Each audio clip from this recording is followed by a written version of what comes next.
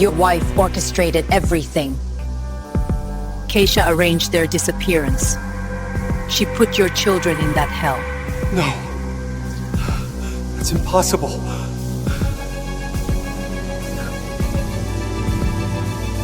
The sound of shattering porcelain cut through the silence of the penthouse, like a scream. Daniel Moon stood frozen at his desk, his eyes locked on the laptop screen in front of him, his coffee cup falling from nerveless fingers. The dark liquid spread across white marble floors, pooling like spilled blood, but he couldn't look away. He couldn't breathe, because the two children staring back at him from that grainy security footage, huddled together in the rain outside Gangnam Station, had been dead for 3 years. He'd buried them himself. He'd mourned them. He'd identified their bodies. And yet there they were, alive, begging on the streets of Seoul with eyes that knew too much suffering for children so young. The girl had her knees pulled to her chest, thin arms wrapped tight around them as rain poured down her small frame. She was maybe 9 years old, wearing clothes too large for her malnourished body, dirt smudged across hollow cheeks. Next to her, a boy with a pronounced limp held a piece of cardboard with Korean characters Daniel couldn't quite read from this distance. But it wasn't the cardboard that made Daniel's hands shake so violently he had to grip the edge of his desk to stay standing. It was the birthmark. Even through the poor quality footage, even with 3 years, and a lifetime of hell between then and now, Daniel could see it clearly on the girl's neck. A port wine stain, dark and distinctive, running from her jawline down the left side of her throat. The same birthmark his daughter Naomi had been born with. The same birthmark he'd kissed goodbye the day before her funeral. Daniel's vision blurred as his mind tried to reject what his eyes were showing him. This wasn't possible. It couldn't be possible. He'd stood at those gravesides in Switzerland, watched 2 small white coffins lowered into the ground. He'd held his wife Keisha while she screamed from her hospital bed, her body still broken from the car accident, her mind shattered by the news that their babies were gone. He'd signed the death certificates, approved the cremation of what the fire had left behind. DNA tests had confirmed the bodies were his children. 98% certainty, the French police had said. Case closed. Tragic accident. Move on with your life if you can. But DNA didn't lie. And that birthmark didn't lie either.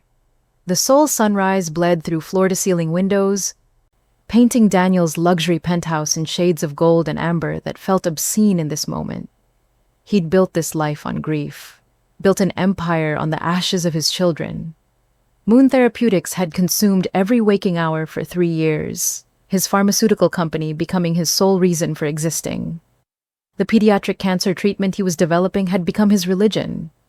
If he could save other people's children, maybe it would balance the cosmic scales. Maybe it would make up for failing to protect his own. He reached for his phone with trembling hands, pulled up a contact he'd called twice a month for 36 months. The phone rang once, twice. On the 3rd ring, a crisp female voice answered, annoyed at being woken at 5 in the morning Paris time. Choi Min-ji, former Korean National Intelligence Service. 15 years investigating everything from corporate espionage to international kidnapping rings before going private. She'd been Daniel's lifeline through the worst of his grief, helping him tie up the endless loose ends that death leaves behind. Her voice shifted from annoyed to alert the moment Daniel spoke. I need you in Seoul. Today. Now, I'll send a plane. There was a pause, the sound of sheets rustling, feet hitting the floor. What happened? Daniel's voice came out as a broken whisper. My children, the ones who died 3 years ago in that car accident in France. They're alive, Minji. They're in Seoul, and they're begging on the street like abandoned animals. The silence stretched so long, Daniel thought the connection had dropped. Then Choi spoke, her tone carefully controlled, like she was talking to someone on the edge of a breakdown. Daniel, we've been through this. The grief counselor warned that you might experience hallucinations, that trauma can make us see things that aren't real. You need to breathe, you need to think clearly. I'm not hallucinating. Daniel's voice turned hard, desperate. Someone sent me security footage, anonymous email, untraceable server.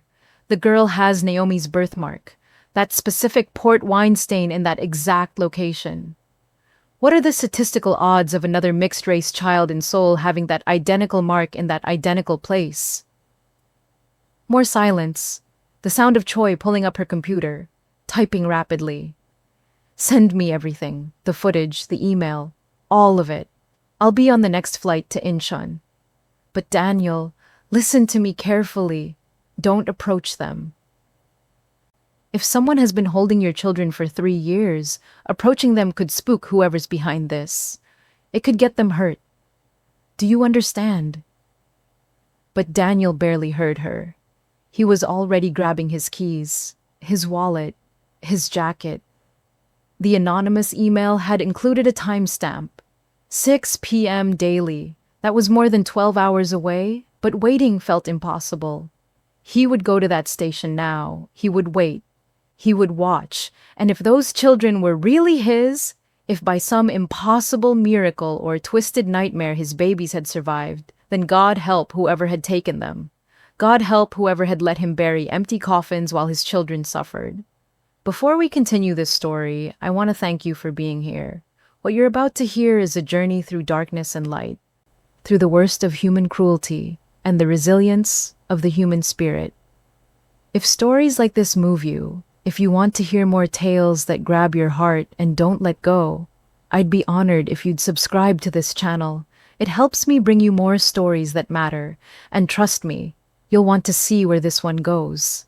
Now, let's get back to Daniel, because his nightmare is just beginning. The drive to Gangnam Station took 20 minutes through Seoul's early morning traffic, but it felt like hours. Daniel's knuckles went white against the steering wheel as his mind spiraled through impossible scenarios. How could they be alive? Where had they been? What had they endured? The questions multiplied faster than answers could form, each one more horrifying than the last. His phone buzzed constantly. Text messages from Park Soo-yin, his fiancée. Where are you? We have the board meeting at 9. Daniel, you can't keep doing this. He deleted them without reading past the first line. Soo-yin was brilliant, ruthless, entirely practical. Their engagement was more merger than marriage, a cold arrangement that worked precisely because neither of them expected warmth from it. She wanted access to his company's upcoming IPO, the $10 billion valuation that would make them both obscenely wealthy. He wanted someone who wouldn't ask him to feel things he'd buried 3 years ago. But right now, she was the last person who could understand what was happening. Gangnam Station loomed ahead, its modern glass and steel architecture gleaming in the morning light. Daniel parked illegally, not caring about the inevitable ticket. Gate 7 was on the eastern side, near the luxury shopping district. The irony wasn't lost on him. His children, if they were his children, begging for money outside stores selling handbags worth more than most people earned in a month. The gate was empty at this hour except for early morning commuters, rushing to catch trains, their faces buried in phones, oblivious to everything around them. Daniel found a coffee shop across the street with a clear view of the area. He ordered an Americano he wouldn't drink and claimed a table by the window. Then he settled in to wait, his body rigid with tension, his eyes never leaving that spot near Gate 7. The hours crawled by with agonizing slowness. He watched hundreds of people pass through the gate, businessmen in expensive suits talking on phones, students with heavy backpacks, exhaustion written across their young faces. Elderly women pulling shopping carts, moving slowly through the crowd. Tourists taking selfies, laughing, carefree, but no children, no girl with a birthmark, no boy with a limp. His phone buzzed constantly. Soo-yin calling, his assistant calling, board members demanding to know where he was, why he'd missed the most important meeting of the quarter. Daniel ignored them all. The IPO that had consumed his life for 2 years suddenly felt meaningless. What did billions of dollars matter if his children were alive and suffering? Around noon, a text came through from an unknown number. The words made his blood run cold. I see you couldn't wait. Patience, Daniel. They come at 6. They always come at 6, and they're afraid of strange men who stare. So unless you want to scare them away forever, I suggest you leave and come back at the right time. Don't worry. I'm watching them. They're safe. For now. Daniel's heart hammered against his ribs as he scanned the crowded street, the windows of surrounding buildings, looking for cameras, for faces that appeared more than once, for any sign of who was sending these messages. Nothing. Whoever this person was, they were professional, careful, and they'd been watching him since he arrived. Another text loaded on his screen, an image this time. Daniel's breath caught in his throat as the photo appeared. It was a close-up, taken recently based on the children's appearance and the modern Seoul background. The girl's face filled the frame, and those eyes stared directly at the camera. Dark brown, almond-shaped, with that distinctive spark of intelligence Naomi had always possessed. The birthmark was there, clear as day, impossible to fake or misidentify. But it was her expression that shattered something deep in Daniel's chest. Fear. Bone-deep, soul-crushing fear in the eyes of a 9-year-old child who'd learned that the world was not safe, that adults were not protectors, that survival meant being invisible. The second image showed the boy. His face was thinner than Daniel remembered, hollow with malnutrition, cheekbones too prominent for someone so young. But it was Isaiah. The shape of his nose, the set of his jaw, even the way he held his head slightly tilted to the left, compensating for the inner ear problem he'd had since birth. The tilt Daniel had seen in 1,000 photos and videos before everything went dark, before the accident that wasn't an accident, before the funeral that buried lies. A third text arrived, and the words on the screen made Daniel's world tilt sideways. DNA doesn't lie, does it? But you already know that. You ran tests after the accident in France. Those bodies were identified as your children with 98% certainty. So how can these children also be yours? That's the question that's going to haunt you, Daniel. That's the question that's going to make you realize everything you thought you knew about that day in Paris was a lie. Go home. Bring Agent Choi when she arrives. Come back at 6. And prepare yourself. Because the truth is so much worse than you can imagine. Daniel's hands trembled so violently he nearly dropped the phone. He looked up, desperately scanning the crowds again, his heart racing, his mind screaming at him to do something, anything. Someone was playing with him. Someone knew about the DNA tests, about Choi, about every private detail of his tragedy. This wasn't random, this wasn't chance, this was planned. Calculated, cruel. But why? Why wait 3 years? Why reveal this now? And most horrifying of all, if these children were his, where had they been? What had been done to them? What horrors had they survived while he'd been mourning empty graves? He forced himself to stand, forced his legs to carry him back to his car, even though every instinct screamed at him to stay, to wait, to grab those children the moment they appeared and never let them go. But the anonymous messenger was right about one thing. If he spooked them, if he scared them, they might never come back, and he couldn't lose them twice. His heart couldn't survive losing them twice. The drive back to his penthouse passed in a blur of traffic and racing thoughts. He walked into his apartment to find Soo-yin waiting, her arms crossed, her expression glacial with barely controlled fury. The board is furious. Her voice was sharp, clipped, each word precisely aimed to wound. You missed the meeting. You didn't answer your phone. You disappeared for hours with no explanation. The IPO is in 3 weeks, Daniel. 3 weeks until we're worth $10 billion and you're falling apart again. This is exactly what happened last year when you stopped taking your medication. You need to see your therapist. You need to get yourself together before you destroy everything we've built. Get out. Soo-yin blinked, her calculated composure cracking slightly. Daniel had never spoken to her like that in 2 years of cold, professional partnership. Excuse me? Get out of my apartment. Now. She stared at him, her analytical mind clearly trying to calculate what had shifted, what variables had changed in their carefully balanced equation. Then her eyes landed on his laptop. still open on the desk, the frozen frame of security footage visible on the screen. She crossed the room before he could stop her, her heels clicking sharply against marble. Who are these children? Her voice had shifted from anger to something more dangerous, curiosity mixed with calculation. Daniel moved faster than he'd moved in years, slamming the laptop shut with enough force to make Su-Yin step back. None of your business. Everything about you is my business. Her tone went cold, businesslike. We're partners. What affects you affects the company. What affects the company affects me and my investment. So I'll ask again, and this time I want the truth. Who are these children? And why do you look like you've seen a ghost? Because maybe I have. The words escaped before Daniel could stop them, raw and jagged. Maybe I've seen two ghosts. Two impossible ghosts. And maybe everything I've believed for 3 years has been a lie. Something flickered across Su-Yin's face. For just a moment, it might have been concern or even compassion, but it vanished as quickly as it appeared, replaced by her usual calculating mask, the one that had helped her climb to the top of Seoul's venture capital world before she was 35. You need to see your therapist. Her voice softened, but it felt manipulative rather than kind. This is another episode, Daniel.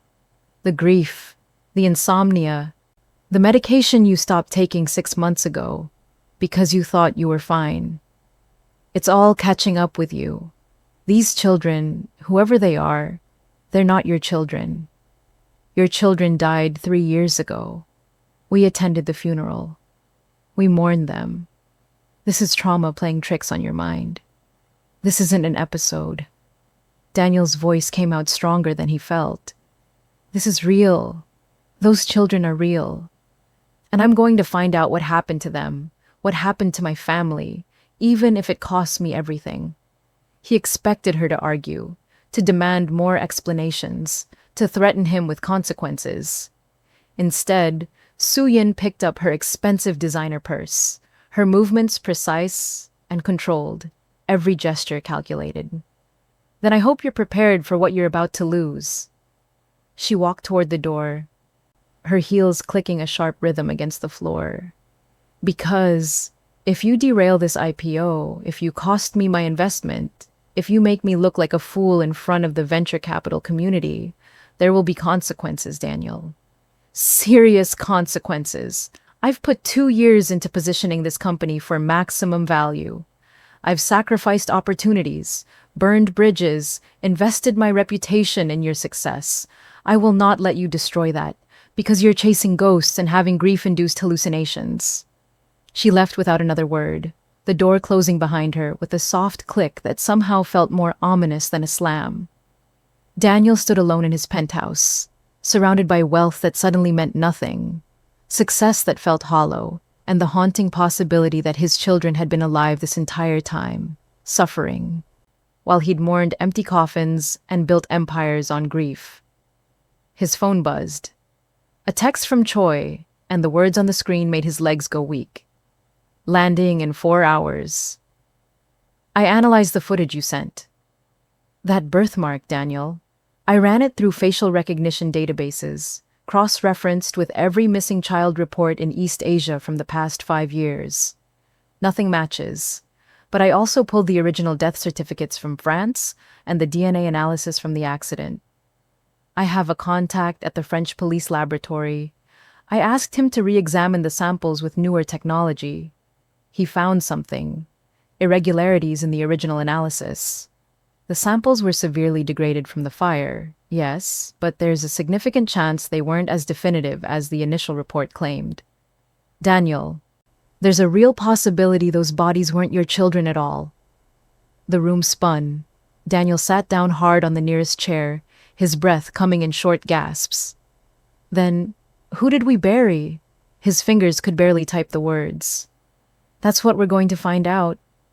Choi's response came quickly. I'll be there soon. Whatever you do, don't do anything stupid before I arrive. We need to be smart about this. Strategic. If someone took your children and has been hiding them for 3 years, Approaching this wrong could get them hurt or make them disappear permanently. But it was too late for patience. Daniel was already looking at the clock on his phone. 2:15 p.m., less than 4 hours until 6, 4 more hours until he could see with his own eyes whether those children were real, whether his babies had somehow survived, whether the universe was cruel enough to let them live through hell while he lived in luxury believing them dead. And 4 more hours to wonder what kind of nightmare they'd been trapped in, what had been done to them, who had stolen them, and why. 4 hours to imagine every terrible possibility, every way they might have suffered, every moment of fear and pain and abandonment they'd endured. 4 hours that felt like an eternity, and not nearly long enough to prepare for whatever truth was waiting at Gate 7.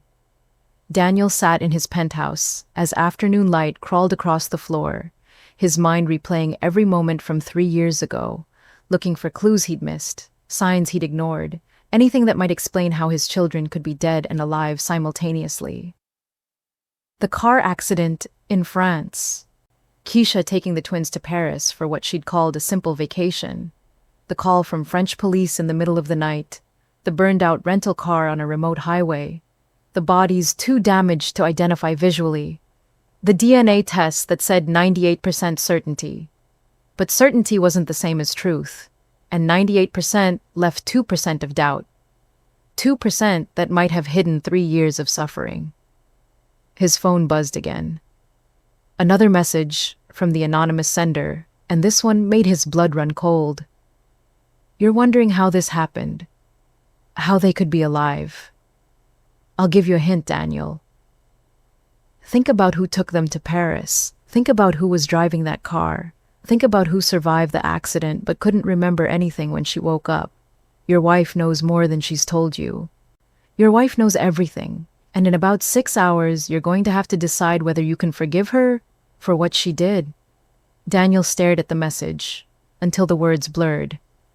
Keisha, his wife, the woman he'd loved more than life itself, the woman who'd given him his children, the woman who'd spent 3 years in a psychiatric facility in Switzerland, catatonic with grief, her mind shattered by the loss of Isaiah and Naomi.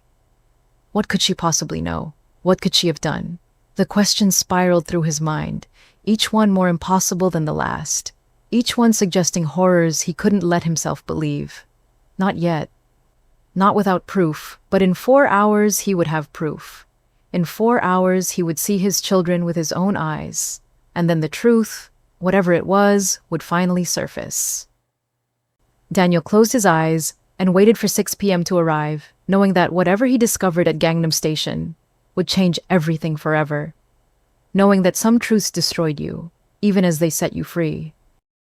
The hours between 2 and 6 p.m. were the longest of Daniel Moon's life. He sat in his penthouse, motionless, watching the clock on his phone count down the minutes with agonizing precision. Every few seconds, he'd refresh his email, hoping for another message from the anonymous sender. Nothing came. The silence was worse than the cryptic texts. It left too much room for his mind to spiral into dark possibilities. At 4:30, his doorbell rang.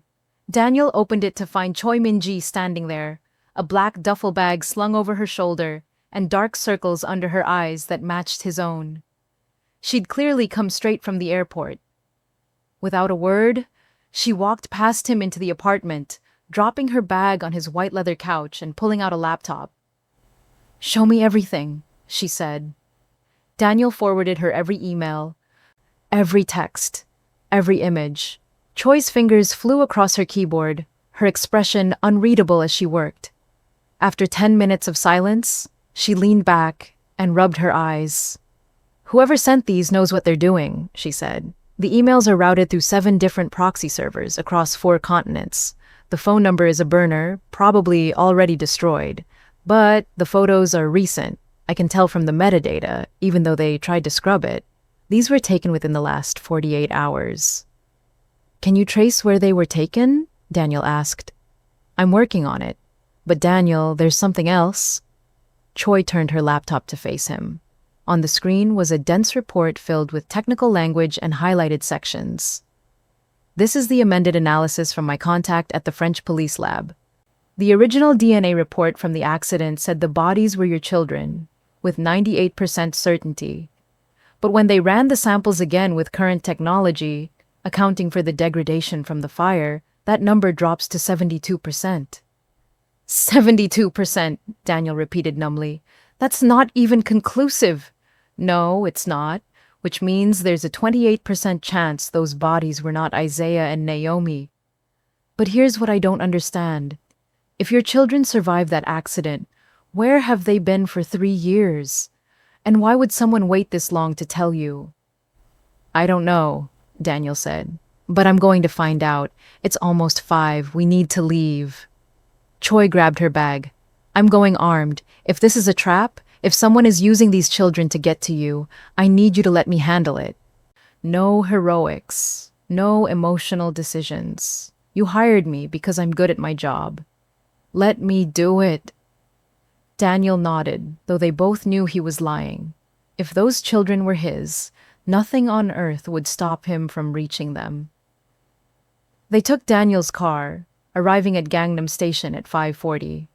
The evening rush was beginning, streams of people pouring out of the subway entrances, heading home after long days at work. Daniel parked in the same illegal spot as before. This time, he didn't care about tickets or towing. Nothing mattered except Gate 7. Choi positioned herself at a different angle, across the street near a cosmetics store, pretending to look at products in the window while actually scanning the crowd with trained eyes. Daniel returned to the coffee shop, the same table by the window. The barista recognized him from that morning and gave him a curious look but said nothing. At 5:58, Daniel's phone buzzed. They'll be there in 2 minutes. The girl will sit on the left side of the gate. The boy will stand. He can't sit for long because of his leg. It hurts him. You'll notice he favors his right side, just like Isaiah always did after that fall from the playground when he was 4. Remember that? Remember how you stayed up all night in the emergency room, holding his hand while they set the bone? Remember how he couldn't walk right for months afterward? Some injuries never fully heal, Daniel. Some scars last forever. Daniel's hands shook so badly he almost dropped the phone. That playground accident had happened in New York before they'd moved to Switzerland. Before most people in his current life had even known he had children. Whoever was sending these messages had deep knowledge of his family history. Too deep. At exactly 6 p.m. they appeared. The girl came first, emerging from the subway entrance at Gate 7. She wore the same oversized jacket from the security footage, dirty pink fabric that might have been bright once but was now faded to a dull gray.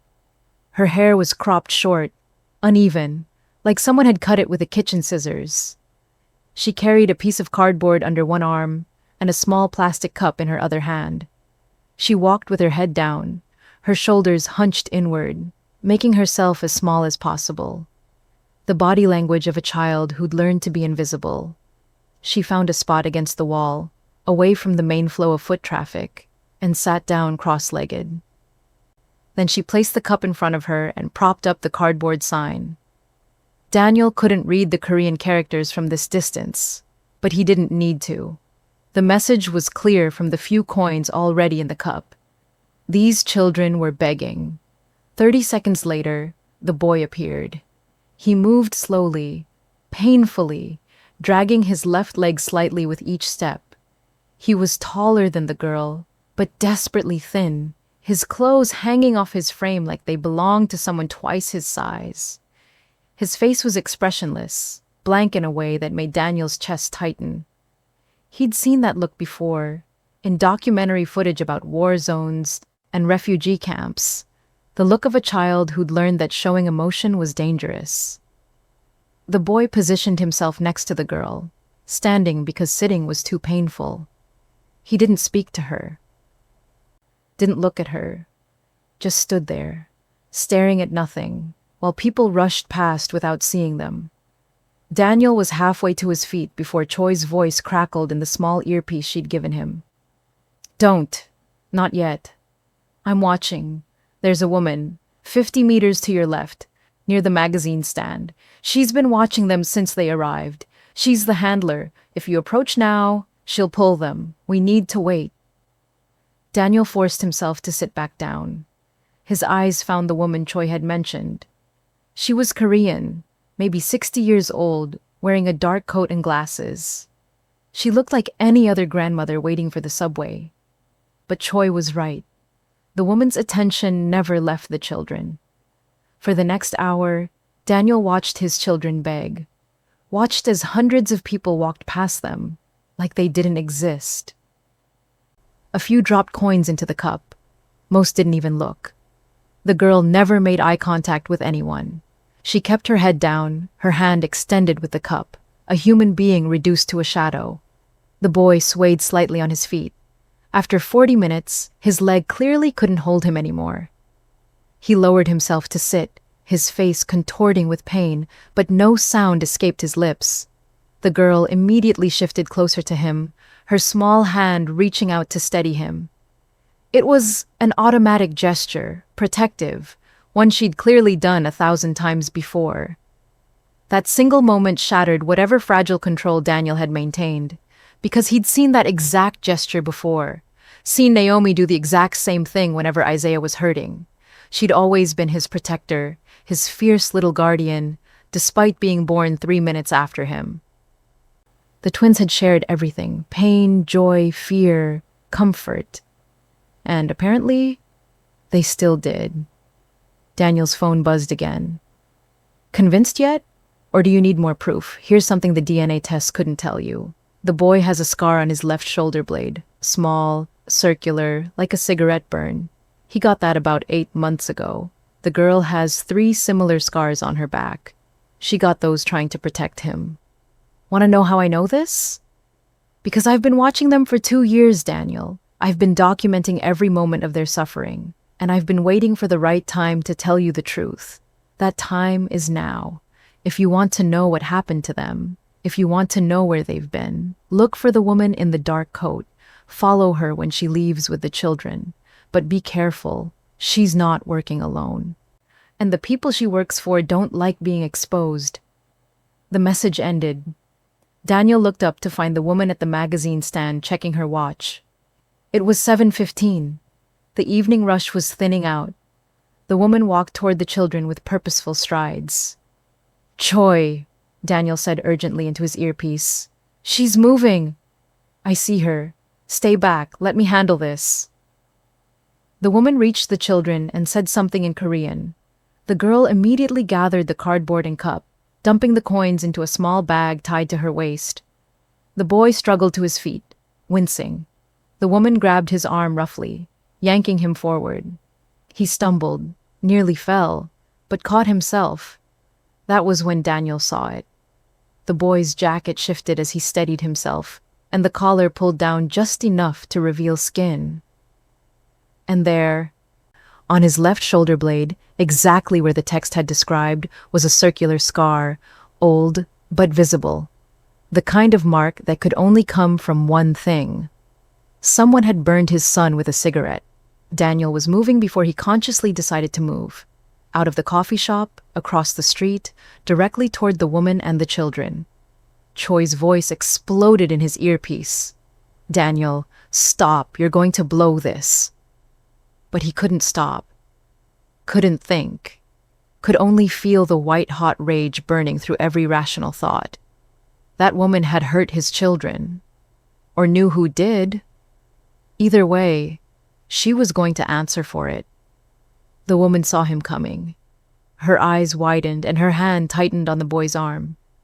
She said something sharp in Korean, pulling both children backward. The girl's head snapped up for the first time. Her eyes meeting Daniel's across the 15 feet that separated them. For one eternal second, the world stopped. Recognition flashed across the girl's face. Not of Daniel specifically, but of danger. Of an adult male approaching with intensity. Her reaction was immediate and heartbreaking. She pushed the boy behind her, her small body positioning itself as a shield, her arms spread wide, protecting him. Just like Naomi always had. "Wait," Daniel said, the word coming out hoarse. "Please, I'm not going to hurt you. I just want to talk." The woman shouted something in Korean. A security guard appeared from somewhere, moving toward Daniel with his hand on his radio. Choi materialized at Daniel's side, her hand on his arm, her voice urgent. "We need to go, now, you're making a scene." But Daniel couldn't move, because the girl was still staring at him, her dark eyes wide with fear, and somewhere in that fear was something else. Something that looked almost like confusion, like a memory trying to surface from very deep water. The boy peeked around his sister's shoulder. His eyes met Daniel's, and in that moment, Daniel saw his son. Not the healthy, laughing 6-year-old from his memories, but something older, damaged, terrified. Yet unmistakably Isaiah, the same eyes, the same soul looking out from behind walls of trauma. "Isaiah," Daniel whispered. "Naomi." The girl flinched at the names. The boy's expression didn't change, but his hand found his sister's jacket and gripped it tightly. The security guard was closer now, speaking rapid Korean. The woman with the children was backing away, pulling them with her toward the subway entrance. Choi was physically turning Daniel around, forcing him to walk. "If you don't leave right now, you'll be arrested," Choi hissed in his ear, "and then you'll never find them." "Is that what you want?" No, it wasn't what he wanted, but watching his children disappear into that subway entrance, watching them being taken away again, was the second hardest thing Daniel had ever done. The first had been burying those coffins. Choi marched him back to his car, practically shoving him into the passenger seat. She took the driver's seat, pulled out of the parking spot, and drove 3 blocks before pulling into an alley and killing the engine. "What the hell was that?" she demanded. "You had one job. Observe, gather information. Instead, you charged in like a madman, and now they know someone is looking for those children. They'll move them. Change locations. We might never find them again." "Did you see the scar?" Daniel's voice was hollow. "On his shoulder. Someone burned him, Minji. Someone put a cigarette out on my son's skin." Choi's expression softened slightly. "I saw, and I took photos of the woman, the children, everything. I also managed to plant a tracker on the woman's bag. We'll know where she goes, but Daniel, you need to prepare yourself for what we're going to find. Because if those children have been in an abusive situation for 3 years, if they've been used and hurt, they're not the same kids you remember. Trauma changes people. It changes children even more." "I know," Daniel said, "but they're alive. That's what matters. They're alive, and I'm going to get them back." Choi pulled out her phone, tracking the device she'd planted. "The woman is on the subway, heading south, out of Gangnam, toward the older industrial areas. Wherever she's taking them, it's not a nice neighborhood." They followed at a distance, Choi's phone guiding them through Seoul's evening traffic. The woman exited the subway 40 minutes later in a district Daniel barely recognized. The gleaming skyscrapers and luxury boutiques of Gangnam gave way to narrow streets, aging apartment buildings, and shuttered factories. This was old Seoul, the parts left behind by the economic miracle. The tracker led them to a 3-story building squeezed between a closed textile factory and a convenience store. The exterior was crumbling concrete, windows covered with bars or boards. No sign indicated what the building was used for. "She went inside 10 minutes ago," Choi said, studying her phone. "The signal is stationary, 3rd floor, but we can't just walk in. We don't know how many people are in there, what kind of security they have, or what they'll do if they feel threatened." "So what do we do?" Daniel asked. "We watch. We wait. We gather evidence. Then we come back with police." "That could take days." "Yes, it could. Those children could be hurt more in that time. They could be moved. They could disappear." "They could," Choi agreed. "But if we go in now without backup, without a plan, we could get them killed.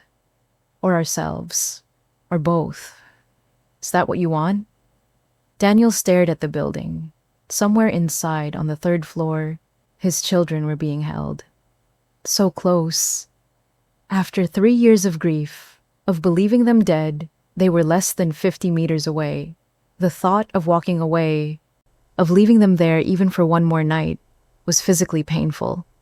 His phone buzzed. You followed her. Good. You're learning. But Minji is right. You can't storm in.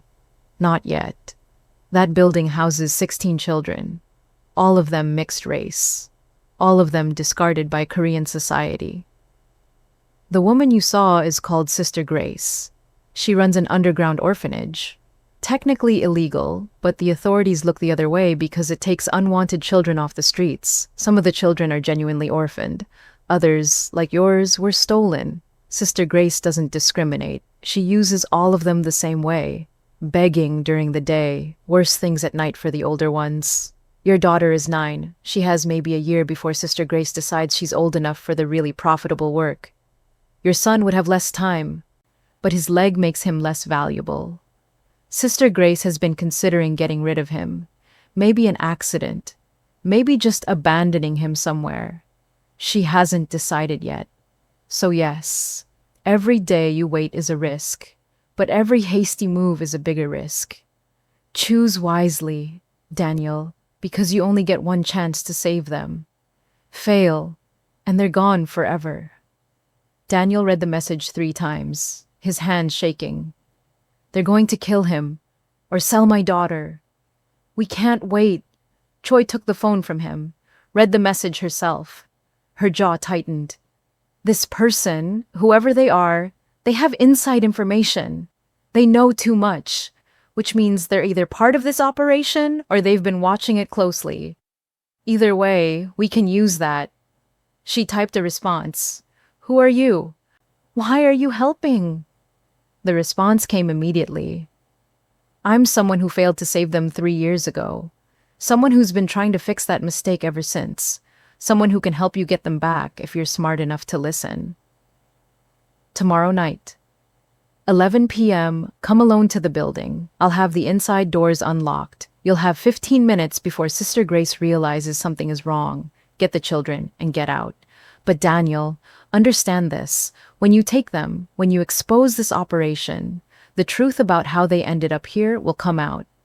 The truth about who put them here, and that truth will destroy you.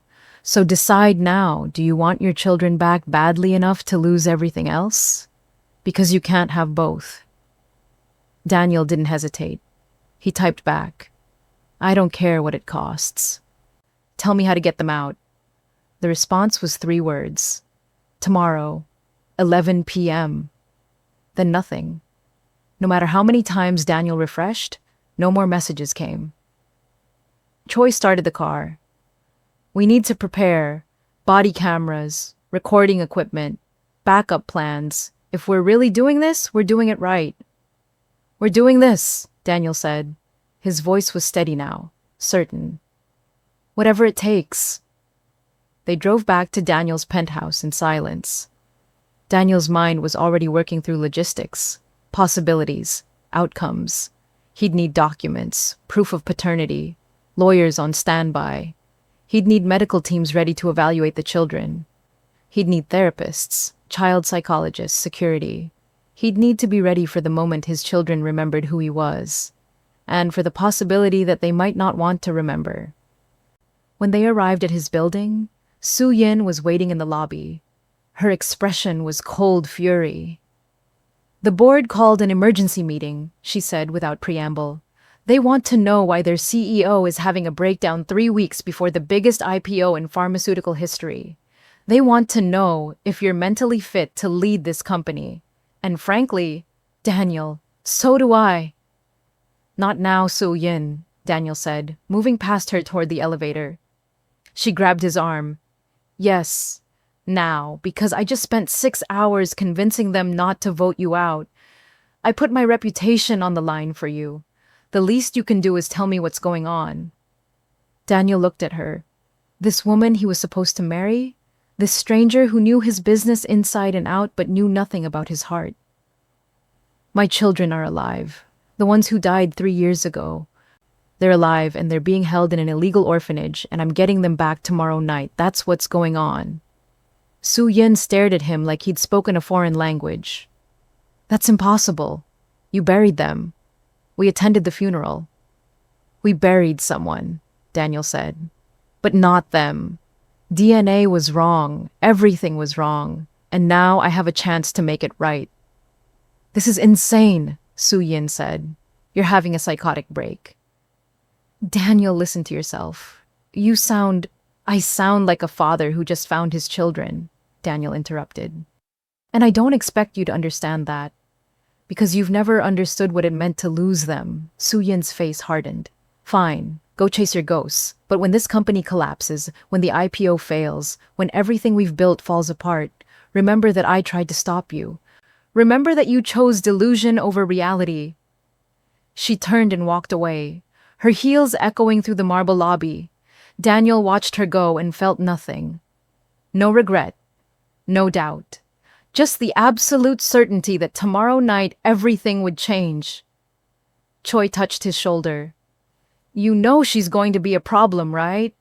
If this gets messy, if the media gets involved, she could use this against you. Let her try, Daniel said. I've already lost my children once. I'm not losing them again. Not for a company, not for money, not for anything.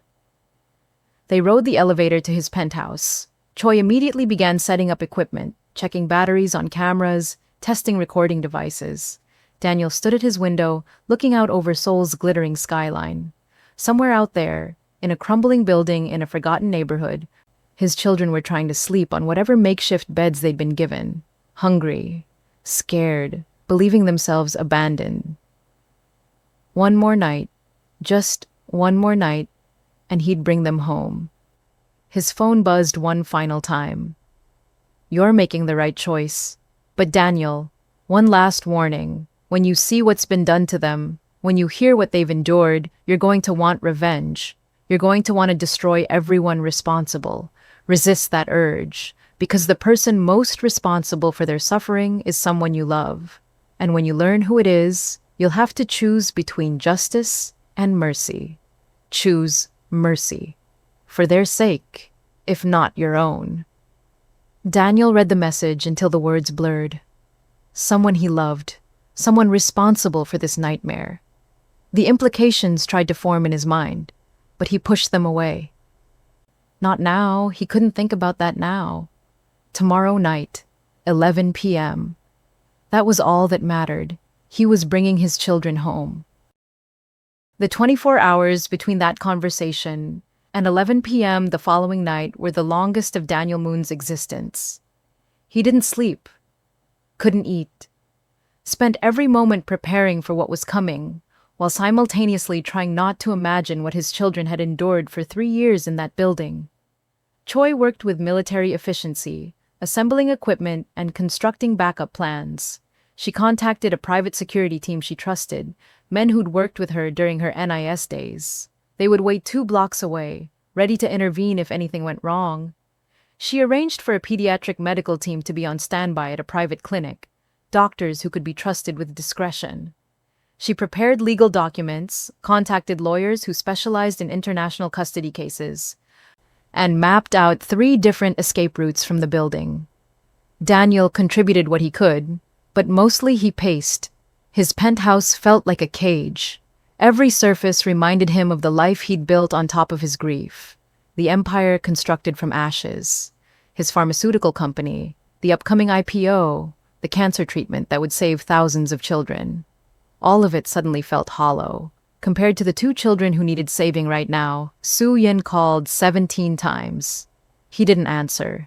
His assistant sent increasingly frantic emails about board meetings and investor calls. He ignored them all. The world outside this mission had ceased to exist. At 9 p.m., Choi declared them ready. They drove to the industrial district in silence, parking 3 streets away from the target building. The neighborhood was darker at night. Streetlights broken or missing, shadows pooling in doorways and alleys. A few people moved through the streets, but they kept their heads down, minding their own business. This was the kind of place where people learned not to see things. They approached the building on foot at 10:45 p.m. No lights showed in any windows. The ground floor entrance was a rusted metal door covered in peeling paint and graffiti. Choi tested the handle. Locked. Daniel's phone buzzed. Back entrance, down the alley on the right. Door will be unlocked at exactly 11 p.m. 3rd floor, room 304. Your children sleep there with 5 other kids. Sister Grace's room is 301, front of the building. She sleeps heavy, but she wakes if kids try to leave. Tonight she won't wake. I've made sure of it. You have 15 minutes, maybe 20 if you're lucky. The other children will be scared when they see strangers. Don't try to calm them. Don't try to explain. Just get your two and get out. The security cameras have been looped. No one will see you coming or going. But Daniel, understand this. After tonight, there's no going back. Once you take them, once you expose what's been happening here, every secret surrounding their disappearance will unravel. Every lie will surface. Are you sure you're ready for that? Daniel typed back without hesitation. I'm ready. No, came the response. You're not. But you will be. At exactly 11 p.m., they entered through the back door. It swung open silently, well-oiled hinges making no sound. Inside was a narrow hallway, walls painted institutional green, the paint cracking with age. The smell hit Daniel immediately. Mildew, unwashed bodies. Something chemical and sharp, like cleaning products trying to mask worse odors underneath. The smell of poverty, of neglect. The building was silent, except for the distant hum of old pipes and the occasional creak of settling wood. They climbed the stairs to the third floor, their footsteps muffled by worn carpet. Choi's hand rested on the weapon concealed under her jacket. Daniel carried nothing but a desperate hope and 3 years of pent-up grief. Room 304 was at the end of the hallway. The door was closed but unlocked. Daniel's hand shook as he reached for the handle. This was it. On the other side of this door were his children, or the broken remnants of what his children had become. He didn't know which possibility terrified him more. He pushed the door open slowly. The room beyond was lit only by streetlight filtering through a barred window. As his eyes adjusted, he could make out the shapes. 6 sleeping mats on the floor, blankets that were little more than rags, a single bucket in the corner that he realized with horror was their bathroom. The air was stale, thick with the smell of too many people in too small a space. 6 children lay sleeping. 4 were small, maybe 5 or 6 years old. The other 2 were larger. On the mat closest to the window, the girl and boy from Gangnam Station lay curled together, sharing a single thin blanket. The girl had her arms around the boy protectively, even in sleep. The boy's face was turned toward the wall, his breathing shallow and labored. Daniel took 3 steps into the room, and then his legs wouldn't move anymore. Because seeing them in the street had been one thing. Seeing them here, in this place, sleeping on the floor like animals, was another. This was where his children had lived. For 3 years. 3 years in this room, on those mats, with that bucket in the corner. Choi moved past him, approaching the sleeping forms with practiced caution. She knelt beside the girl first, her hand reaching out to gently touch the child's shoulder. The girl's eyes snapped open instantly. No groggy confusion, no slow waking, just immediate, alert terror. She saw Choi's face, an unfamiliar adult, and her reaction was instantaneous. She grabbed the boy, shaking him awake while simultaneously trying to push herself backward into the corner. The boy woke with a gasp, his eyes going wide. Both children were trembling, pressed against the wall. The girl still trying to shield her brother with her body. The other children began stirring. A little boy, maybe 5, sat up and started to cry. A girl with tangled hair clutched a stuffed animal that was more dirt than fabric. They were all waking up, and within seconds, they would all be screaming. Daniel finally found his voice. "Please," he said softly in English, then cursed himself. They might not remember English. 3 years of speaking only Korean might have erased it. "Please don't be afraid, we're not going to hurt you." The girl's eyes locked onto Daniel. Recognition flickered again, that same confusion from the station, but stronger now. Her head tilted slightly, like she was trying to remember something from a dream. Her lips moved, forming a word, but no sound came out. Choi pulled out her phone, switching to a translation app. She spoke in English and let the phone translate to Korean. "We're here to help. We're taking you somewhere safe. You're not in trouble. You haven't done anything wrong." The boy's breathing was getting faster, heading toward panic. Daniel could see his chest heaving, his hands gripping his sister's arm so tightly his knuckles were white. That labored breathing. Daniel recognized it. Isaiah had always been prone to anxiety attacks, even before the accident. When he got too scared, he couldn't breathe right, would hyperventilate until he passed out. "Isaiah," Daniel said, the name coming out choked. "Isaiah, it's okay. You're safe. You're going to be safe now." The boy's eyes flew to Daniel's face at the sound of his name. Not his Korean name, whatever Sister Grace had been calling him. His real name. The name his father had given him. "Naomi," Daniel continued, looking at the girl. "I know you're scared. I know you don't remember me. But I remember you. I remember both of you. And I'm here to take you home." The girl's trembling intensified. She shook her head violently, her short hair whipping around. When she spoke, it was in rapid Korean, the words tumbling over each other. Choi's translation app struggled to keep up. "You're wrong. Those aren't our names. We don't have names like that. You're lying. Why are you lying? What do you want from us?" Behind them, the younger children were fully awake now, huddling together in the opposite corner. One was crying softly. Another looked ready to bolt for the door. Choi moved to block the exit, not threatening, just preventing anyone from running and alerting Sister Grace. "We don't have time for this," Choi said quietly to Daniel. "We need to move, now." But Daniel couldn't move, because his daughter was looking at him with absolute terror, and his son was on the verge of an anxiety attack, and they didn't remember him. 3 years had erased him completely. He was just another threatening adult in a life that had been full of threatening adults. "You gave me a stuffed elephant," Daniel said desperately, focusing on Isaiah. "When you were 4 years old. Blue elephant with big ears. You named him Ears because you thought that was hilarious. You slept with him every single night. You brought him everywhere, to the park, to school, to the hospital when you broke your leg. Do you remember? Please, Isaiah, please remember Ears." The boy's eyes went unfocused. His breathing slowed slightly. His lips moved, forming a word.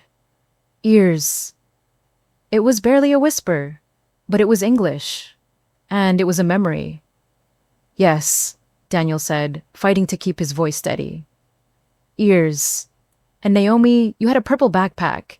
You drew flowers all over it with markers. You said they were magic flowers that would protect you from bad dreams. You wore that backpack everywhere, even when it was empty. Do you remember the flowers?" The girl's head tilted again. Her hand moved unconsciously to touch her shoulder, where a backpack would rest. "Flowers," she whispered, also in English. Also a memory trying to surface through 3 years of trauma. "We need to move," Choi repeated more urgently. "We're at 12 minutes. Daniel took a step closer to the children. They flinched, but didn't scream. "I know you're scared. I know this doesn't make sense. But I need you to trust me for just a few minutes. Come with us. If you don't feel safe once we get outside, you can leave. I won't stop you. But please, please just give me a chance to prove I'm telling the truth." The girl looked at her brother. Some silent communication passed between them. Then she looked back at Daniel, her young face far too old for 9 years. "If you're lying," she said in careful, hesitant English that came from deep memory, "if you hurt us, I'll kill you. I don't know how yet, but I'll find a way." "I believe you," Daniel said. "And I'm not lying." The girl stood slowly, pulling her brother up with her. He leaned heavily on her, his bad leg barely supporting his weight. They moved toward Daniel and Choi like prisoners approaching executioners. Every step was an act of courage, or desperation, or both. "The other children," Naomi said, gesturing to the 4 small ones still huddled in the corner. "What happens to them?" "We're calling the police as soon as we're clear," Choi said. "They'll be safe, I promise." "You're lying," Naomi said flatly. Police don't care about children like us. Nobody cares about children like us. The words hit Daniel like a physical blow, because she was right. For 3 years, nobody had cared. Nobody had looked for them. Nobody had saved them. They'd been invisible, disposable, forgotten. Until now. I care, Daniel said. I've always cared, and I'm going to make sure everyone responsible for this pays for what they did. They made it out of the room, into the hallway, toward the stairs. Isaiah was struggling, each step clearly agonizing for his damaged leg. Daniel moved to help him. But the boy shrank away from his touch. Naomi positioned herself between them, still protective, still ready to fight despite being half Daniel's size. They were halfway down the second-floor stairwell when a door opened above them. Footsteps. A woman's voice speaking sleepy Korean. Sister Grace was awake. Choi grabbed Daniel's arm, pulling him faster. The children tried to hurry, but Isaiah's leg gave out completely. He fell, crying out in pain before he could stop himself. The sound echoed through the stairwell.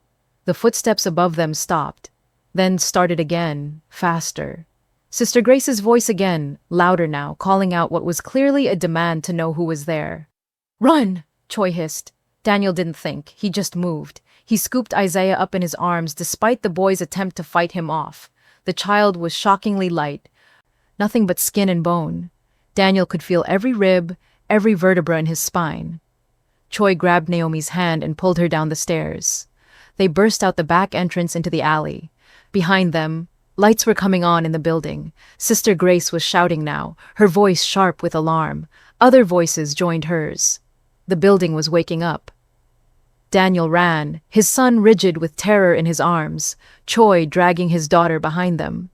They made it to the street, around the corner into the car.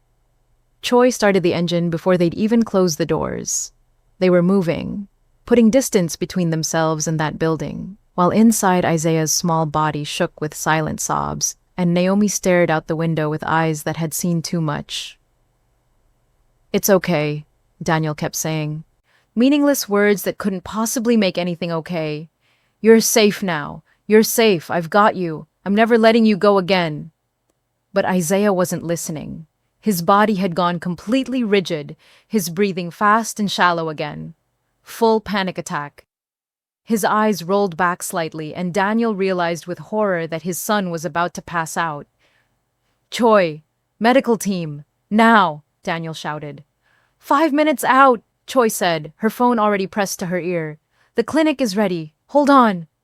Daniel held his son while the child's consciousness slipped away, while Naomi watched with dead eyes, while 3 years of hell sat between them like a physical presence in the car. He held his son and promised things he didn't know if he could deliver. Safety, healing, home, normal. All the things that had been stolen from them and might never be recovered. The private clinic appeared ahead, a small building with no external signage. Choi pulled into an underground garage. Doctors in plain clothes were already waiting with a gurney. They moved efficiently, professionally, taking Isaiah's unconscious body from Daniel's arms and disappearing through a door. Naomi tried to follow them, but a nurse gently held her back. "You can see him in just a few minutes. We need to make sure he's stable first. Let's check you over while we wait, okay?" "No," Naomi said, pulling away. "I stay with my brother, always. That's the rule. We don't separate." "Naomi," Daniel said softly, "they're doctors, good doctors. They're going to help Isaiah breathe better. 5 minutes. That's all. Then you can be with him." "You don't know our rules," Naomi said, rounding on him with sudden fury. "You don't know anything about us. We don't separate. Ever. That's how children disappear. That's how they take you and you never come back." Her voice cracked on the last words. Daniel saw the fear beneath her anger, the learned trauma that told her separation meant danger. How many times had she and Isaiah been separated as punishment? How many times had one of them been taken away while the other was forced to wonder if they'd ever see their sibling again? "Okay," Daniel said, making a decision. "Okay, you can go in with him. Doctor, she stays with her brother. Non-negotiable." The doctor looked like he wanted to argue, but something in Daniel's expression stopped him. All right, but you'll need to stay out of the way and let us work. Naomi followed the doctors through the door without looking back at Daniel. She trusted them more than she trusted him, which shouldn't have hurt, but did anyway. Choi appeared at Daniel's side. I called it in. Police are raiding the building right now. Sister Grace is in custody. The other children are being processed by social services. What about the person who helped us? The one sending the messages? No sign of them. Whoever they are, they vanished. Daniel slumped against the wall, adrenaline draining away and leaving only exhaustion behind. They remember something. Ears, the flowers. They remembered. Remembering won't be enough, Choi said quietly. You saw how traumatized they are. This is going to take years, Daniel. Professional help, therapy, patience. And that's assuming they can recover it all. They will recover, Daniel said with more confidence than he felt. They have to. His phone buzzed, another message from the anonymous sender. Congratulations, you got them back. Now comes the hard part. In approximately 6 hours, the morning news will break the story. Billionaire CEO rescues trafficked children who turn out to be his own supposedly dead kids. The media will have questions, a lot of questions. Like, how did they end up in Korea when they supposedly died in France? Who identified those bodies? Why were the DNA tests wrong? And most importantly, who staged their kidnapping 3 years ago? The police are already pulling records from Sister Grace. She's talking, Daniel. She's telling them everything she knows. Which isn't much, but it's enough. Enough to lead back to Dr. Marcus Reed. And from Marcus Reed, the trail leads to the person who asked for his help. The person who wanted to take the children away. The person who believed she was saving them. Your wife, Daniel. Keisha did this. Keisha arranged their disappearance. And in about 6 hours, the whole world is going to know. Daniel read the message 3 times, his brain refusing to process the words. Keisha, his wife, the mother of his children, the woman who'd spent 3 years in a psychiatric facility, drowning in grief for the children she herself had hidden away. It wasn't possible. It couldn't be possible. But even as he tried to reject it, pieces started clicking into place. Keisha's postpartum depression, the way she'd become increasingly fixated on Isaiah's medical problems, her strange comments about toxic influences and starting fresh, the fact that she'd taken the children to Paris without telling him where they were staying, the rental car that couldn't be traced, the accident that had happened on a remote highway. What if it hadn't been an accident? What if she'd been running, taking the children somewhere Daniel couldn't find them? And what if the real accident, the one that put her in a coma, had interrupted her plan? Daniel? Choi was looking at him with concern. What is it? What did they say? He handed her the phone wordlessly, watched as she read the message, her expression growing darker. It's a theory, she said finally. It's not proof. It makes sense, though, doesn't it? Daniel's voice sounded hollow even to his own ears. It explains everything. Why she took them to Paris alone. Why there was no record of their accommodations. Why she couldn't remember anything when she woke up. It wasn't trauma amnesia, it was actual memory loss from the brain injury. If this is true, Choi said slowly, if Keisha arranged this, then she's criminally liable. Kidnapping, child endangerment, contributing to trafficking. She'll go to prison, Daniel. I know. And the children, when they find out their mother did this to them. I know, Daniel said again, more sharply. I know what it means. I know what it'll do to them. But if it's true, if Keisha is responsible, then they deserve to know the truth, don't they? Choi didn't answer, because there was no good answer. Just impossible choices and devastating consequences. The door opened. The doctor emerged, pulling off his gloves. The boy is stable. Severe malnutrition. Chronic bronchial infection. That old leg injury was never properly treated, so it healed incorrectly. He's going to need surgery to correct the bone alignment. multiple dental cavities, some infected, signs of old burns, cigarette marks, exactly where you described, and evidence of repeated beatings, mostly to areas covered by clothing. Someone knew how to hurt him without leaving visible marks. Each word was a knife. Daniel heard them but couldn't quite feel them. His mind had gone numb, retreating from pain too large to process. The girl, the doctor continued, similar malnutrition, though not as severe. She's been giving her brother more food, clearly. She has defensive wounds, scars on her hands and arms consistent with fighting off attackers, the cigarette burns on her back, and signs of severe emotional trauma. She won't let us examine her without line of sight to her brother. She threatened a nurse who tried to give her a sedative. This child has been in survival mode for a very long time. Can I see them? Daniel asked. Yes. But Mr. Moon, I need to be clear. These children have been through hell. They don't know you. They don't trust you. Pushing too hard too fast will only traumatize them more. Let them set the pace. Let them come to you when they're ready. Daniel nodded and followed the doctor into the examination room. Isaiah was lying on a bed, connected to an IV, oxygen mask over his face. His eyes were open, but unfocused. Naomi sat in a chair next to the bed, her hand gripping her brother's, her eyes locked on Daniel with undisguised suspicion. How is he? Daniel asked. He'll live, Naomi said. No thanks to you. Naomi, don't call me that, she snapped. You're not my father. I don't have a father. I don't have anyone except him. She squeezed Isaiah's hand tighter. You're right, Daniel said, pulling up a chair but keeping his distance. You don't know me. You have no reason to trust me. But I am your father. I have documents, DNA tests, photos, videos, everything you'd need to prove it. People can fake those things, Naomi said. They can, Daniel agreed. So I won't ask you to believe me yet. I'll just ask you to give me time to prove it. And in the meantime, I'll make sure you and Isaiah are safe, fed, cared for. That's all. Naomi studied him with those old eyes. Why? Why what? Why do you care? If we're really your children, where have you been for 3 years? Why didn't you find us? The question hung in the air like an accusation.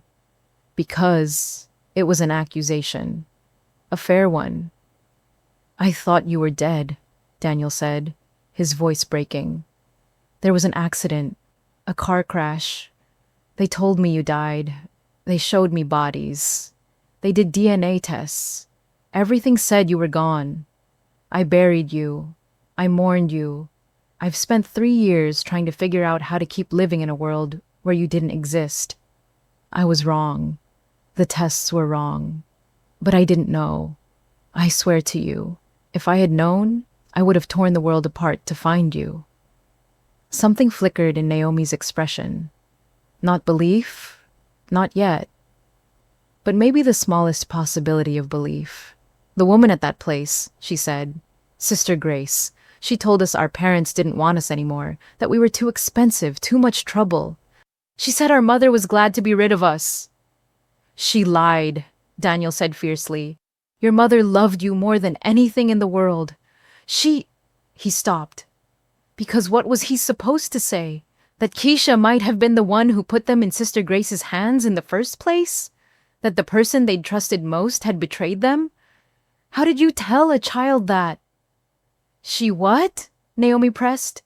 She grieved for you every day, Daniel said, choosing his words carefully. She stopped living when she thought she lost you. She's been in a hospital, unable to function because losing you broke her mind. It wasn't a lie, but it wasn't the whole truth either.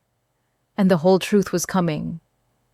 In 6 hours, when the news broke, when the police started connecting dots, when Sister Grace's testimony revealed Marcus Reed's involvement, when everything unraveled back to Keisha, Daniel looked at his daughter, at his son lying unconscious on the bed, at these 2 children who'd survived 3 years of hell, and he made a choice. He would deal with the truth when it came, but right now, in this moment, he would give them what they needed most. Not explanations, not history, just safety. You must be hungry, he said. When was the last time you ate? Naomi shrugged. Yesterday morning. Maybe. I don't remember. What do you like to eat? Whatever I can get. No, I mean, what do you like? What's your favorite food? Naomi looked confused by the question, like the concept of having a favorite food was foreign. I don't know. Food is food. You used to love pancakes, Daniel said softly. With strawberries and whipped cream. You'd eat them for every meal if we let you. And Isaiah loved chicken nuggets shaped like dinosaurs. We'd make them fight before he ate them. Isaiah's eyes focused slightly at the mention of dinosaur nuggets. His lips moved behind the oxygen mask. Would you like that? Daniel asked. Pancakes and dinosaur nuggets? I can have them brought here, as much as you want. You're trying to bribe us, Naomi said suspiciously. Yes, Daniel admitted. I absolutely am. Is it working? For the first time, the smallest hint of a smile touched Naomi's lips. It disappeared almost immediately, like she'd remembered smiling wasn't safe. But it had been there. A glimpse of the child she used to be underneath the armor she'd built. Maybe, she said, but it's going to take a lot more than pancakes. I've got time, Daniel said. All the time in the world. However long it takes. He pulled out his phone to order food, and as he did, he saw 17 new messages from news organizations. The story was already breaking. Reporters were already digging. The truth was already starting to surface. But for now, for this one moment, he had his children in front of him, alive and safe. And he was going to feed them pancakes and dinosaur nuggets and pretend that the world wasn't about to explode around them. Because sometimes, even knowing a hurricane is coming, you still need a moment of calm in the center of the storm.